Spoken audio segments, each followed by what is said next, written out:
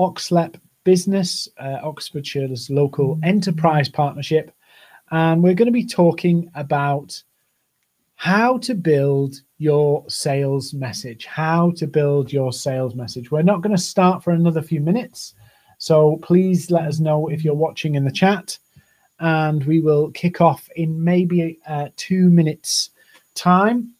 The chat is open for questions. So if you've got a question, please put it in the chat. Also, just if you would mind, let me know you're watching here. We had a glitch. I was doing a session last night and 200 people couldn't get in. It was a glitch on YouTube, and we only actually found this out in the middle of the session. So if you want to let us know where you're watching from, and we'll dive into tonight's session. So tonight's session is about how to build your sales message, about refining your sales message, and some real simple strategies that you can use to help find that key message. Hi, Oliver. Hi, Helena. So we will be putting this all together in a very, very simple process for you tonight that you can start to unpack and work through. I say simple. Hi, Jack. I say simple. It will take you some thinking to put this together. You can't just do it in kind of 20 minutes, but we will go through it in detail. So please do get notepad and pens. This session is completely funded by Oxlep. Oxlep's the local enterprise partnership. If you're a business based in Oxfordshire, they have loads of resources, loads of support for businesses, particularly as we move out of what we've been in the last year. So do check their website, sign up to their events. There's loads of free stuff to help you in your business. So good evening, everybody. We're going to start now. I've committed to give you till 8 o'clock. So this session will be available till 8. So I've got quite a very simple process to walk you through tonight. So there's lots of opportunity for you to ask questions. There's lots of opportunities for you to say, how would this apply to me? And please feel free to use the chat to say, can you explain how that would apply to me? And we'll do that. And then what we're going to be investigating is whether we can do dial-in so you can ask questions as we go, but one step at a time. So, okay, let's get started. Please do, again, let me know you're in the chat because that would be great. It's also good for me to know who I'm talking to so that I can make things more applicable. Okay, let's crack on. So, these are some of the key questions that businesses generally struggle with. So the first one is they're struggling to convey the value of their product or service. So they're just hitting a brick wall and it feels like people just don't get it. It may feel to you, if you're a business owner or salesperson, like the customer or the prospect can't actually see the value. You know that there's value there for them. You just can't see it. And this session will help you not only define and build your value proposition for your product or service, it will help you differentiate yourself and it will help you build the message. So it actually, whilst it's about the sales message tonight, you can take what we're going to talk about and apply it across your messaging, across your value proposition. So you can really differentiate your product and service, but also start to do what we call value selling, where you're not selling about the sum of its parts, but the difference it makes. And if you sell the sum of its parts, the service components, so we do this, we do this, we do this, we do this, or it can do this, it can do this, it can do this, it can do this, that's going to be a more transactional sale. But when you start to explain and position your product and service around the difference it makes, you start to sell on value and the difference it makes. And we're going to look at that today. Hi, Paola. Hi, Oliver. Hi. Oh, Jack. I saw it said hello before. So we will try and put this together now for you. So this is a key question. How do you convey the value? We're going to help you put that together, but it might start simple and we build it a little bit. And then the real work comes of you refining this yourself. And I'll give you some tips at the end of ways you can develop this and build this out. Are you getting too many inquiries from price-sensitive customers? That's a sign that your marketing is hitting the wrong people. Your sales activities hitting the wrong people, or, and all three, your value proposition is out of sync with the people you're reaching. And then the final one, are you in a competitive market and finding it hard to differentiate? And we'll look at that, and we'll, in one fell swoop, we'll deal with all of these questions, but we'll do it step by step. I just need to grab a glass of water at some point. Excuse me. So that's what we're going to cover. Grab your notepad and pen. Do feel free to ask questions in the chat. Do feel free to come and find me on LinkedIn. So if I say something tonight and you think, I'd love to know a little bit more about that, just come find me on LinkedIn, send me a connection request, ask me a question. I'm happy to help. So this is what we're going to show you tonight. How you can build a very simple value proposition. Very simple way of doing it. People tie themselves in knots with it, but you're selling to human beings. You're marketing to human beings. Your business consists of human beings, and human beings are quite, not easy, but they are generally easy to predict because there's so many of them, 7 billion of them. So there's commonalities you can learn from. We're going to help you position to sell your products and services based on the value, not on the sum of its parts. So it's not about how good the wheels are. It's not about whether it's this rubber or that rubber. It's about the difference it makes. And so you will appeal to people who have a need for that difference, that result, that outcome. And we're going to talk about how to differentiate your business from the competition. And this will require work. If you want to get one over on your competitors, if you want to be in the leading place, if you want to have an advantage over your competitors, you have to do something different to them. Surprising how many people, and I saw somebody post about this recently on LinkedIn, they want to protect their brand, and so they don't want to do anything different from the competition or the industry. And as a result, they end up looking exactly like their competitors. Excuse me. So where the money is in your business is not by copying the competition. Where the new growth in your business is not by blending in. You have to find a point of difference so that imagine you're in a room, a bit like, you know, The Apprentice. You've got Lord Sugar on one side of the table, and you've got you sat here and your competitor sat there, and he's saying, why should I not fire one of you? Why should I not fire you? You have to come up with a reason that they shouldn't fire you. And Sir Alan won't buy, I know I'm using an apprentice scenario, but he won't buy the fact that I'm a nice person. We've been around for 20 years. We're this, we're that, we're the other. He wants a valid reason of why it's you versus them. And very often I see a lot of businesses, and when they start to talk about why you versus the competition, they say things that even the competition would say about themselves. So they say, oh, we've got family values. We believe in quality, service. No competitor is going to say to you, actually, our business is all about crap service. Our business is all about poor quality products. They're never going to say that. So your positioning, you can end up inadvertently positioning on generic terms that everybody does. They may feel unique and your business may feel different internally to you, but you've got to make it feel externally different to your prospects and customers so they can say, I see why I should go with these people versus these people.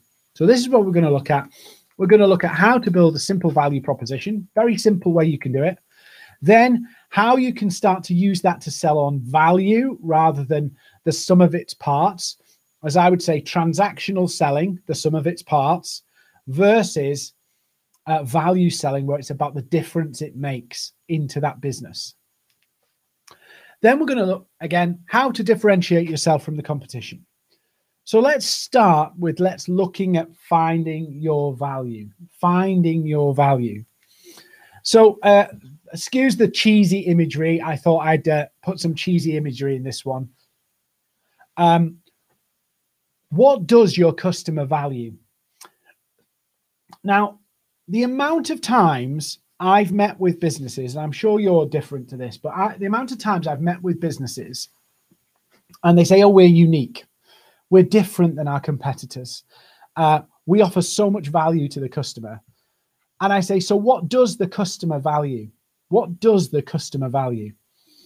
And the next 45 minutes are a round robin of going round and round in circles as they try and remember and figure out what matters to their customers. And they go, well, every customer's different. Every customer's this and that and the other.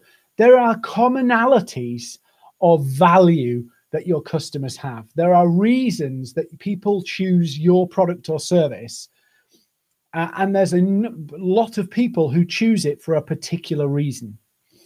So here's how we start to find the value. What can you fix for your customers? What can you fix for your customers? What's going wrong? What problems have they got? What frustrations have they got? Where do they want to go? So if you think about it, in any given day, we have the things that are annoying us and frustrating us and problems. And we have opportunities and we have outcomes and we have results we want to get to. We want to get more sales. We want to save money in the business's expenditure is too high. So we want to save money. That's a problem, a pain. And we want to make more money. That's an outcome or an opportunity. So your customers will have these pains and outcomes. And the easiest way to think about it, to try and make it as easy as you can for yourself, is what can you fix? What can you fix? And we'll go through a little exercise of how you can start to map this out in a minute. Where do they want to go? Where are they trying to reach? What's their goals? What's their aims? So that might not be, oh, we want to become a multinational PLC. It might be something like, I just want my accounts in order. I'm struggling with my PAYE. I really want to get better contracts for my employees. It could be any of those things. What can you fix? And just list them down as things that you can fix. What can you fix? So can you help people with their lighting? Can you help people with recruiting? What can you do? Do you have a SaaS product that can do X, Y, or Z? What can it fix? Where do they want to go? What are they struggling with right now? And how can you solve that pain of the struggle? So these are all questions you should be thinking about. And the easiest way to do this, there's a really simple and easy way to do this, is just think about your product, your service. And somebody says, yes, I want your product or service. What are you now going to do for them in their business? What's the results you're going to give them in their business? What's the things that now are easier in their business? Is there a monetary value that you've saved or helped them make because of what you've done for them? Is there, let's say you're a credit control service. Have you helped them bring in their overdue payments quicker? And now do they have better cash flow? What are the things that your product or service enables the customer to do or achieve? And then what we do is we look back and look at where are they now. And that's what we're trying to find, the outcomes they want and the challenges and frustrations they've got. And so your product or service is a tool. Yeah. You love your product or service. You value it. You appreciate it. You work all day to make it prosper and do well and get into more customers. But to your customers, your product, your service, your whatever it is a tool. Yeah, it's a tool. It's a means to an end. I know you may not like this, but it's true. It's a means to an end. And the more your tool, the more your hammer helps people get nails into holes better, the more they value the product. That's the simple answer. So the more that they can see that it can get them to the nice finished piece of work, the better you will be and the more valuable you'll have. So your product or service is a tool to help customers solve a problem. The customer, notice I should have put some emphasis on this slide here. The emphasis I should have put on this slide is that solve a problem. That's the focus. If you look at Dragon's Den, There's all sorts of crazy inventions on there. I love watching Dragon's Den on YouTube. But when you look, there's people on there and the dragons go quite quickly. I'm not sure what problem it solves. And if the dragons can't get it, they won't invest in it. If they can see that it solves a problem for a big audience, a large group of people, or it's a big problem, and so it has big value in solving that problem, they dive in and invest. It's exactly the same with your customers, potential customers, clients. If they can see that you can solve a problem and that's a valuable problem to them, they want to know more. They want to find out how you can do that for them. And so the emphasis in this sentence, this statement here, should actually be about solving the problem. I meet so many businesses, I visit so many websites on any given week, and I get so many sales messages in, and all of them are trying to tell me about the tool, not telling me about solving the problem. So they'll tell me it's made of stainless steel and it's beautiful and it's been tested to this, but I will only buy it if I can see that it makes a difference to me. Now, sometimes people buy gadgets because they're a gadget. They're a gadget hoarder and they want something new and shiny. They have a problem too. They have a problem of wanting the best stuff. So people who buy stuff for buying its sake, as I would call it, they want to be at one of their challenges, one of their pain points, one of their frustrations, one of their goals is to be on top of all the technology and have all the latest technology. And so every customer, every client is looking to solve a problem. Now, some people say, well, I sell aspirational products. I sell aspirational stuff, or premium stuff. Well, even aspirational things have pains. So one of my more famous stories I like to tell is about the Lamborghini. So if you want to buy a Lamborghini, it's going to cost you about £200,000, just roughly. Depends which one you get and what bells and whistles you put on it. But it'll cost you £200,000 to buy a Lamborghini. Most people don't go to Tesco's with their Lamborghini. Most people don't put the kids' car seat in the back of their Lamborghini. Most people don't actually go racing at 150 miles an hour in their Lamborghini. The average Lamborghini does 5,000 miles a year. It costs around £20,000 a year to maintain this Lamborghini and look after it. And the fuel is a bit of a, it's a bit of a guzzler. So you're talking about £200,000 purchase and £20,000 to have it sat on your drive and looked after. The depreciation's pretty good. It only depreciates about 5% over a short period, over a couple of years. So you don't lose a lot of money on the car itself, as long as you don't do more than 5,000 miles. So you're spending upwards of, let's say, upwards of £30,000 a year if we knock out the capital. For what? Why are people spending that much money to basically do, what is it? What's the miles on 5,000? 400 miles a month?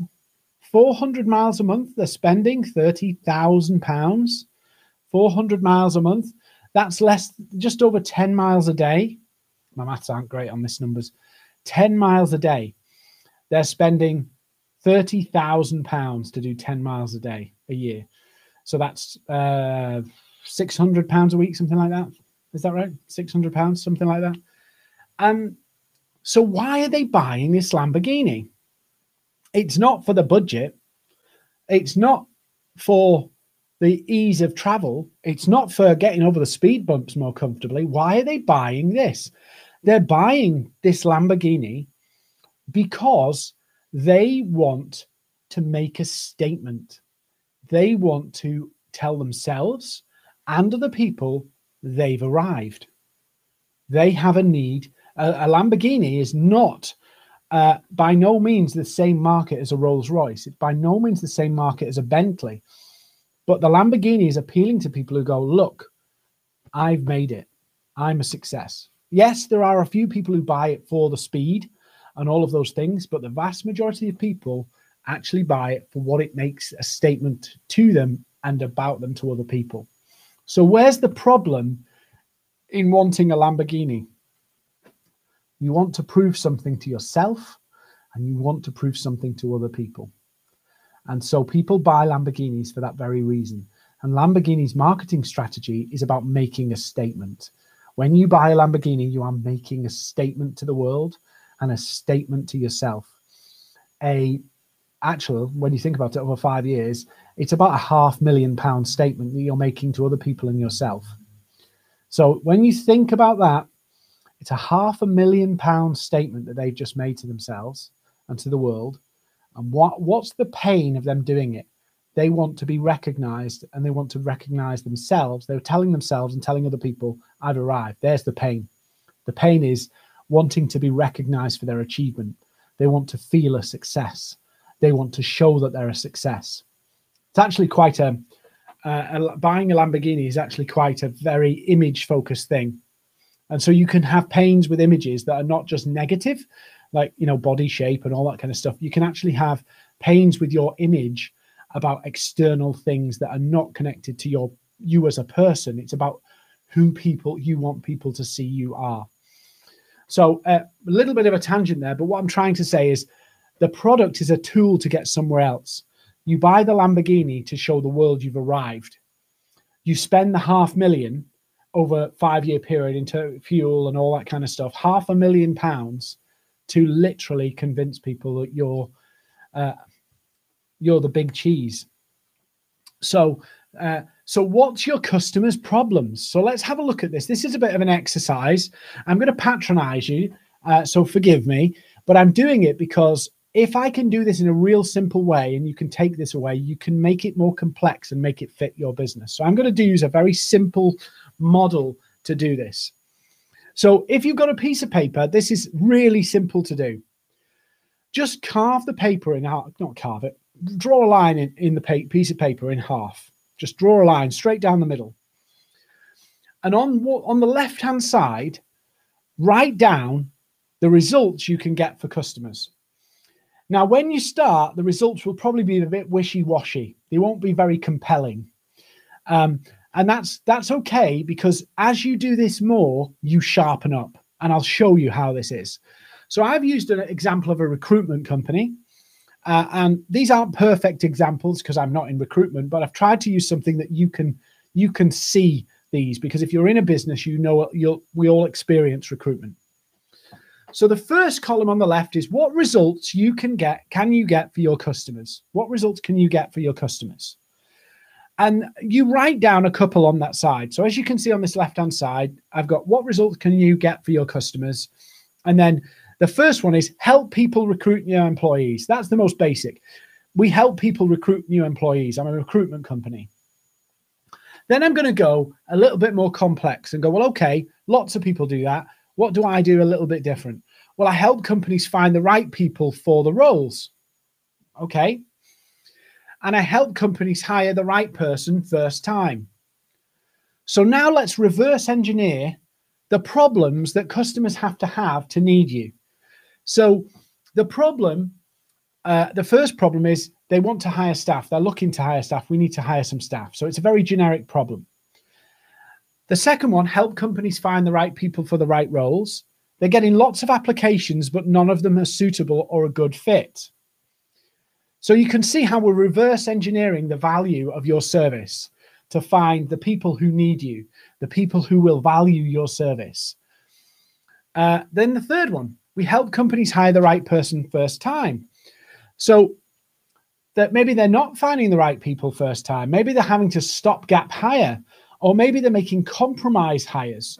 In other words, stopgap hires could be freelancers. It could be that they're hiring temps. It could be that they're getting to the point where they can't find anybody and they're choosing somebody that they probably don't want, but it's the best person out of the people they've seen. So you start to build this up and start to detail it a little bit more. So your value proposition, You can't have a universal value proposition to the whole of your market because your customers will be looking for different things. So what you're trying to do is find some commonalities between the customer groups that appreciate a particular aspect of your service. So it's built on the differences you can make. So you may have a few differences, and what you're doing is building them together to see where the value is, and then you can investigate the audience that needs that service. So here we go. I hate this sentence. It's really hard to read. The highest value you have is where the cost of inaction is more than the cost of taking action. That's where your highest value is, where the cost of inaction is more than taking the cost of the action. So if you can start to think about this and go, well, what happens if my customers keep going the way they're going? What will happen? What happens if my customers don't use the service? Will it take them longer? And you're trying to find the place where the cost of inaction is more than the cost of taking action. And then the subline here, the higher the cost of inaction, the more valuable your service or product becomes. Does this make sense? Everybody still awake and alive here? So this is really, really important that you kind of process this. I'll just say, just before I go any further, if you want a copy of the slides from tonight's session, just come and find me on LinkedIn, Dean Seddon. Send me a connection request if you like, and say, can I have a copy of the slides? We'll happily share them with you. We'll email them to you because they'll be too big for LinkedIn. Just no problem at all. So this will just be really, really low key, but when you start to do it, you'll have to dig a bit deeper into this and really start to map it out. So let's go one step further. How can we find the biggest problem that our customers have? So here's one example, and you'll have better ones of this because you'll know your product better than I know recruitment. So let's take it one step further. We help people find the right people fast. So what problems are going on? They're behind on the work and can't find the right people. The HR department can't get they're too busy. They're not getting the interviews through. What's going on? We help find competent people that'll get to a flying start. So recruiting people, they're recruiting people, but they don't last and they can't keep up with the work. So that basically hiring not incompetent people who are not capable of doing the job. So that's probably an issue in their own recruitment criteria. It's probably about the way they're interviewing. It's probably about their vetting. So well, you see how we're starting to define this a little tighter. We're starting to make it a bit more focused.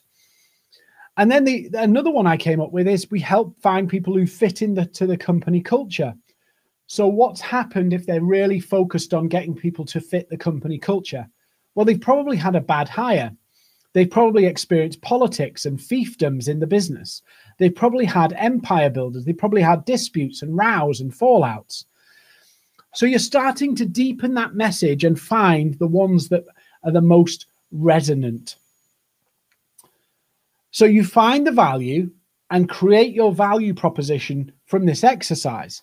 But what we're trying to do is find a few key points that you can do really well, and you can really add value in those places to people who've got a deficiency or a weakness or a challenge or a problem or a struggle in that area.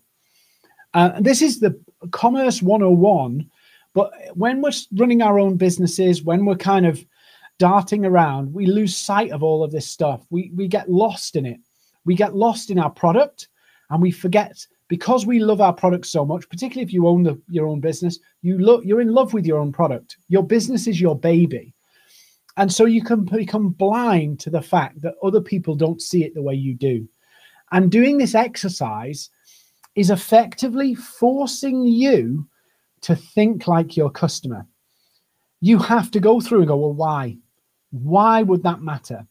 So when you say we're a friendly team, why does that matter? Because that's the bit that makes the difference. A friendly team's great, but why does that matter? Why does it matter that you've been in business for 20 years? Why? What's the reason that you use that as part of your value proposition and part of your sales messaging? Why does that matter? So think about it, because sometimes we say things in a particular way and it's a good piece of value and it adds something to the sales messaging. It adds something to your proposition, but you put it in at the wrong place. So being around for 20 years can be a great asset when you say we've got real experience of finding the right people quickly, and we've been doing it for 20 years. So suddenly the 20-year history has a play on the speed and the credibility of the candidates. But if I put it in the wrong place and go, we're helping fast-growing tech companies recruit more people, and we've been around for 20 years, the framing you've just put on it is these companies are new and fresh and growing and all this stuff. And with that scenario, that 20 years could look like your 1990. It could make you look slow and inefficient compared to somebody who comes along and says, we're a young, vibrant recruitment business. We've been in the tech sector for the last 3 years. And suddenly that 20 years doesn't matter at all. I hope that makes sense. I know I'm using recruitment and you may not be, I'm struggling to use recruitment, but I picked recruitment because it's something I don't do, but I'm trying to give you examples because I'm sure you've all at some point been involved in some form of recruitment, either one side or the other. So now let's look at the competition. Now let's try, and you're all very quiet tonight, by the way, so please feel free to ask some questions. Now let's test these against the competition. So we found our bits, but now we need to go, well, how do we stand up against the competition? What problems do the alternative options create that you can also fix? So in other words, let's say in this scenario, let's say your competitors, you're up against your competitors in that boardroom with Lord Sugar. So you've got you and your competitor sat there, and Lord Sugar says to you, or to, let's say he says it to me, Dean, tell me why I should fire your competition. I should have a really compelling answer of why I should fire the competition. But I should also have a real answer of why I should stay and they should go. So are you looking at your competition? And it doesn't have to be another recruitment company. It could be something else. It could be an alternative option. It might be, for some of you, if you're offering a done-for-you service or a product that is like a value add, the alternative option could be do it yourself, a DIY job. If you're a plumber, the alternative option could be they get a mate to do it. Why is that the option? What's the alternatives? And what problems does the alternative create? So you're adding these into the mix of your value proposition so you can have a well-rounded offer that makes sense of the fact that this is what we're really good at. This is the results we can get. These are the problems they've got. And now these are the problems the competition creates. So you can mold them issues in and them solutions in so that you can stand proud of your competitors. So let's have a look at this graph again. So now we're adding the competitors into this process. So I've picked Indeed.com. Remember I said the DIY job could be one example. So the DIY job is we go to Indeed and we post on Indeed. So the problems they create, it's low cost, it's all automated, there's no support or help, and you get lots of unsuitable applications. You know, lots of people are just applying. There's no real criteria and qualification, adds more work, adds more time for people to do. Oh, Oliver, I didn't know you were an ex-recruiter, so hopefully I'm doing a half decent job. But if you can find the benefits, you can find your proposition. Anybody can do this. If you can think on the outcomes you deliver, you can reverse engineer it back. So Indeed.com, it's automated. There's no personal service. You still have to do a lot of work. All of those things. Now let's think about using a big recruitment company. So it's a big company. maybe doesn't feel personal. It might be too slow to get things done. So again, you're trying to find the vulnerabilities in your competitors, and you might have to do a bit of research here. You might have to go around and see what, go to Trustpilot reviews, go to all of these different places to see some of the negative reviews that have been posted against your competitors, and frustrations and blogs and Reddit and Quora, and start to find what are some of the problems that are coming up time and again. And it may well be for some of you, I'm not going to give you advice on this, but it may well be when you do this, you go, actually, some of our offerings are a bit generic and we need to skill it up in a particular place. We need to tighten up on this area, this focus area. Just remember that, and I have to remember this all the time, some businesses can do very well offering one service very well. Businesses can do very well offering one service very well. They don't have to have all these different options. It can be one product, one service that is very, very good. So for an example, Moneypenny, I'm sure you've heard of Moneypenny. They do phone answering, that kind of virtual receptionist role. Yeah, they do it. They focus on it. They do it very well. And they make a lot of money out of that. So you don't have to have this. You can have one very clear thing and push it hard and become the best at it, the leader at it. So anyway, big company, too slow, not personal enough, maybe doesn't understand me. I'm a little fish in a big pond. All of those things can play into it. So if think about that, then there might be a small recruitment company. So they might have really nice people, really personal service, but they don't get the volume of or caliber of candidates, and it's too slow a process. It may be quick, but not the right people. So what you're trying to do is very broadly map out some of the problems. Yeah. Look at the problems in the industry. So look at industry magazines and go, what are the common problems that happen in the industry? And have we managed to get round some of these? Are there some of these that don't affect us? And can we emphasize that that's something that we're a specialist in this area because of this problem?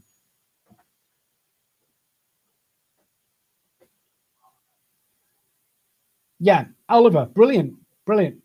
Give advice. It might well be that actually you can tailor this into different things. I've seen some companies where they offer recruiter training. So there's lots of different ways that you can spin this. I don't want to dig too deep into the recruitment because my examples might not work so well because I've never worked in recruitment, but you can see how it's starting to come together. And Oliver, it's brilliant that you are on here, previous experience in recruitment, and saying that I'm getting this right.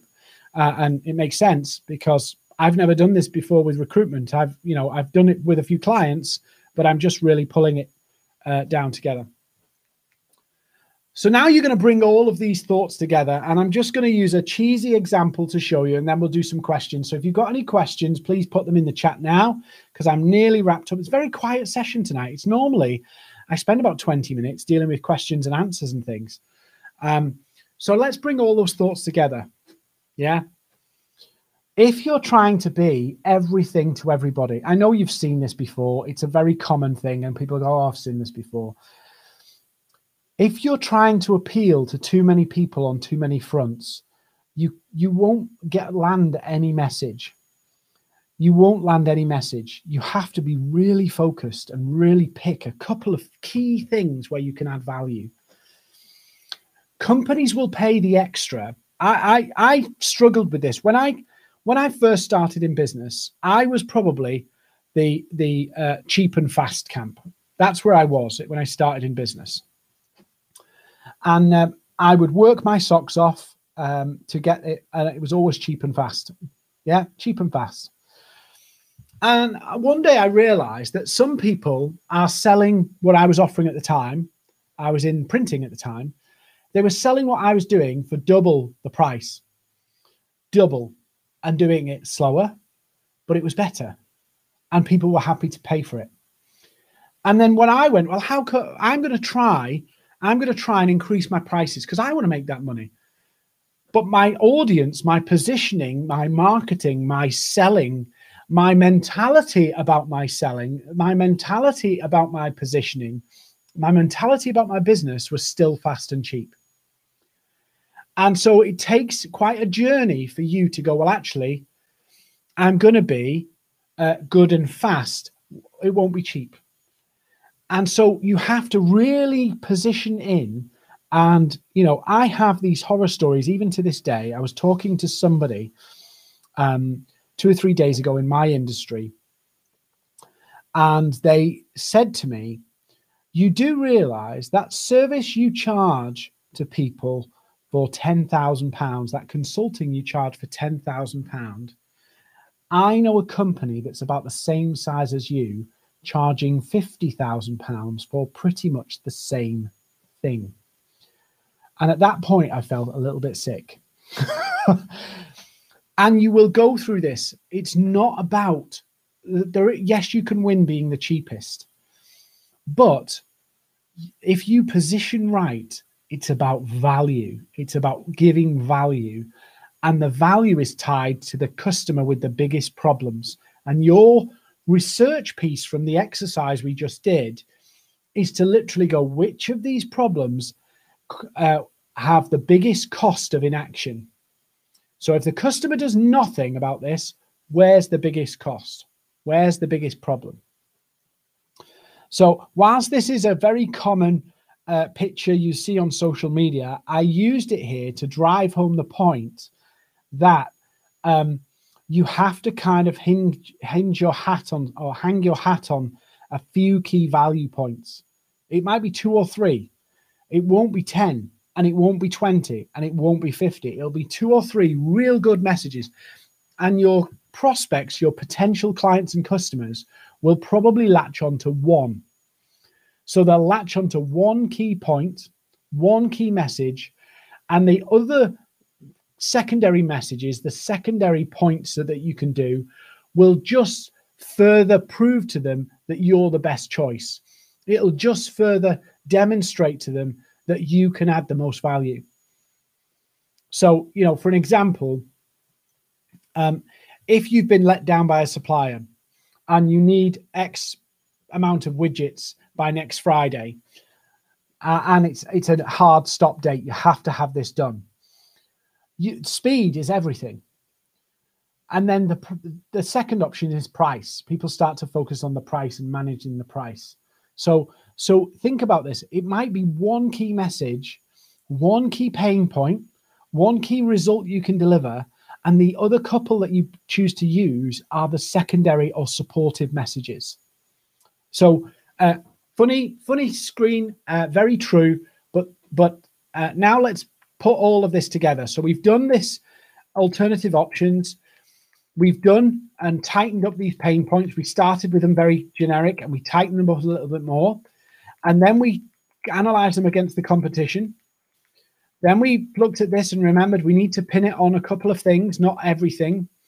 So where do we end up with these HR people? Understaffed HR departments within companies. In other words, they don't have enough hours in the day. They're under-resourced and they need external help. There's the number one. Number two, fast-growing companies. They're growing at a pace where their infrastructure within the business can't keep up. So they're constantly recruiting, constantly trying to find people, and they're overwhelmed at trying to keep up with the number of hires. The opposite, a company with a revolving door trying to find the right people. So a company that's got a revolving door trying to find the right people. What happens when they have a high churn? It means that tasks get dropped and things don't get consistent. It could create customer service problems. It could create operational problems because they're churning. Fast growth companies, if they don't hire quick enough to fill the roles, it could slow down their growth. It could create customer service problems. It could create challenges in the operations of the business. So it's really, you can start to define who and what kind of characteristics of businesses you can help. And then the final one, businesses with a distinctive culture or vibe, where they're trying to build a crowd, almost their own tribe. And you can position based on the Lamborghini model. We're trying to build a tribe. We're trying to build a culture. We're trying to build an identity as a business, and we want the right people to be part of it. We want to build that like team, that family. And so you can position based on the companies who are really valuing that. And you can see that on their social media. You can see that in the way they write their website. You can see all of those things and go, find the right people. So these are some of the key things you can put together. So we've got a question already. So Paola, overthinking and offer the result of getting out of their mind and into their heart. So Paola, what I'd be thinking about, is try and define that overthinking more. What does that overthinking cost them? What's the overthinking cost them? Is it costing them revenue growth? Does it mean that their plans are never getting implemented? Start to define a few of those overthinkers.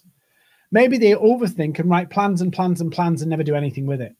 Maybe they overthink and they overthink relationships, and as a result, they burn the relationships. Start to think of scenarios that might happen. So you help overthinkers. Great. What are they overthinking about that's costing them something?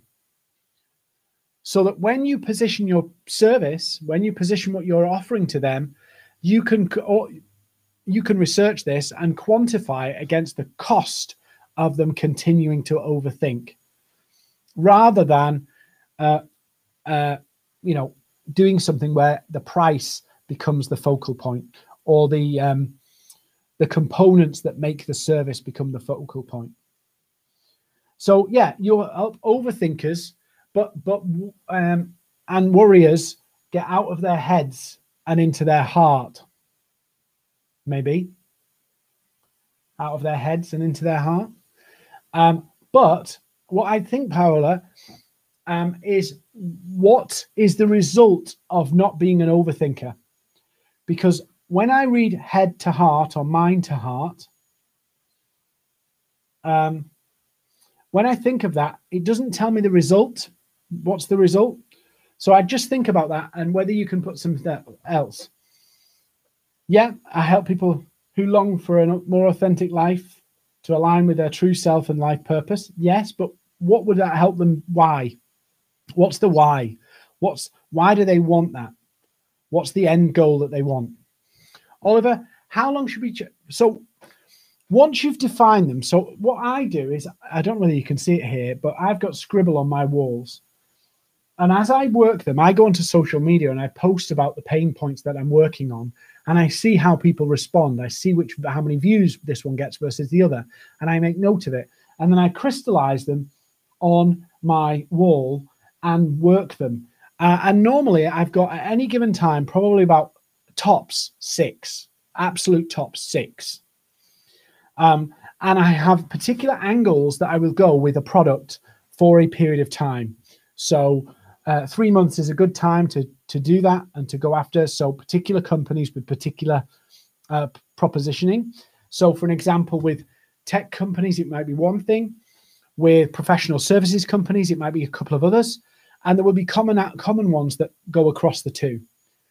So yes, you would have, I end up with about 6, but I wouldn't use all of them in positioning with particular industries. I might have a couple for this industry and a couple of overlaps and a couple for this industry. So that's kind of how I do it. Because, it's not really about the industry per se, it's about the problems within their businesses. And so different businesses will deal with the problems in different ways. So that's the way I think about it. That's the way I put it together. I write them all down and then I test them in social posts. And then I start to build out the offering for particular industries. So overthinking that's costing you, overthinking that you're not getting peace of mind, overthinking that you're not taking action, overthinking that it's destroying your relationships, overthinking that's blocking your business, overthinking about the past so you can't move forward. So that you've got, Paola, lots of different angles, lots of different positionings you can choose. And I'd say pull about 3 together, and you can use them to explain together each other, and they support each other. So when you're overthinking, if you look here, I'll show you what I did right at the beginning here. Right, I did this, and I'll show you, and then if there's no more question, we'll wrap up. But look what I'm doing. Struggling to convey the value of the product or service. So there's a pain point. Yeah. Are you getting too many inquiries from the wrong people? There's a pain point. Are you in a competitive market and hard to differentiate? Pain point. We'll show you how you can build a simple value proposition. Position you to sell your products and services based on the value, not the price, and how you can differentiate yourself from your business from the competition. 3 pain points, 3 outcomes. And what I've shown you with this exercise tonight is a simple way to start this. As you start to implement it, you'll refine it. I was talking to somebody today, and we were talking about the evolution of commerce and business and people as a result of the pandemic, and how some businesses that have had to kind of hibernate, some businesses have had to close down because of what's happened, they will be trying to find a new level because of all that's trying to happen. And so what will happen is they'll reopen, predicting how this is all going to work, but they won't know. If you think about a restaurant, for an example, historically, there's a trend, a pattern of peak times. But when they reopen again, after all of this is gone, when, we're on the other side of this in July and August and September, those restaurants will reopen. They'll open the doors for customers, but we don't know how the customers will respond until they reopen. And they'll reopen and they'll see that actually Wednesdays at lunchtime isn't a popular time anymore. It's actually Wednesdays at 4 o'clock, or Saturday afternoons are not as busy anymore because people don't want to go when it's busy. So they go on Saturday early evenings, or they go, so these restaurants will reopen predicting based off what they know, predicting off the information that they've absorbed and researched. And then when the rubber hits the road, when they reopen, they'll find the level, which will change. Their shift patterns they'll put more staff on here and less there. They'll maybe not open on this day, or they'll open later. Your value positioning and your value proposition is exactly the same. You'll do your best work in the exercise. You'll put it out to the market, and you'll tweak it and adjust it and refine the language, refine how you package it as you go. And you will be refined through practice and through putting out there. You won't be refined by putting it out there perfect. Yeah, just like Paola said there about overthinking. You don't know what's a valuable proposition until you put it in front of customers. You can guess, you can make calculated guesses, but until you get it in front of people, until you test it in the market, you don't really know for yourself. You can make a good estimate, you can be fairly confident, but until you put it in front of people, you won't know. And when you get that feedback, you can go, well, actually, they really latched onto this aspect of the service we offer. They really thought that was the valuable bit. And so I'll tidy that bit up, I'll tighten that bit up. And that's what you're there to do. And the world and the markets will change, and people's problems will change, and you'll refine as you go. If you keep your product exactly the same year on year, you will be left behind. So it is a process of evolution and development, and you should be doing this exercise on a regular basis to just sense check if, do we really have something here? Is there a better way of doing this? Can we improve this? That's how some of the biggest brands stay the biggest brands, and that's how some of the biggest brands die. And I only need to look at some of the names, the famous names that no longer exist on the high street, that no longer exist in the B2B environment, because they decided they would stay the same and didn't change. How do I test it, Paola? I put it out to the market. I will do a webinar about it. I will put out a PDF about it on LinkedIn. I will share it in emails and outreach to people. And I just see how people respond. I see how people click. I see how people view. I see the feedback I get, and I test it. If you've been on any of our other sessions, remember that curiosity is your biggest weapon. Curiosity is your biggest weapon. If you give people too much information, they will consider it without you, and you want people to respond to you. So therefore, you need to create curiosity so they want to know more. Curiosity so they want to know more. Okay, any last questions before I wrap up tonight? I'm quite pleased, actually, because YouTube glitch last night was awful. And I'm seeing it going horribly wrong on screen. And we had the bigger studio last night. You were doing it on the bigger studio. And the tech guy who's in the background is trying to fix it. I can see it horribly going wrong on screen. And I'm having to talk as well. And I can see the problem. And I know the answer. And I'm having to communicate. It was so much. It was awful. Anyway. I'm going to wrap up now if there's no more questions. Would you do me a favor just before I wrap up? Oxlep have put this session on for you tonight. So if you've got value from it, I'd love to hear back from you, and as would Oxlep. So please do go to Oxlep's LinkedIn page, their Facebook page, and give them a like and a comment. And if you found value from me, obviously support our channel here, subscribe to our YouTube, come find me on LinkedIn, or find the Maverick page on LinkedIn and give us a like too. And if you have any ideas of challenges that you are struggling with and you think there's a topic I'd love you to cover, please email us and we'll happily look at covering those things for you.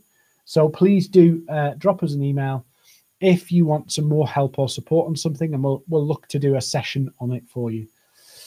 Wonderful. So don't forget to go check out Oxlep and their Peer Networks program. But I'm going to bid you farewell and say thank you for watching, and I'll see you next week for a new session.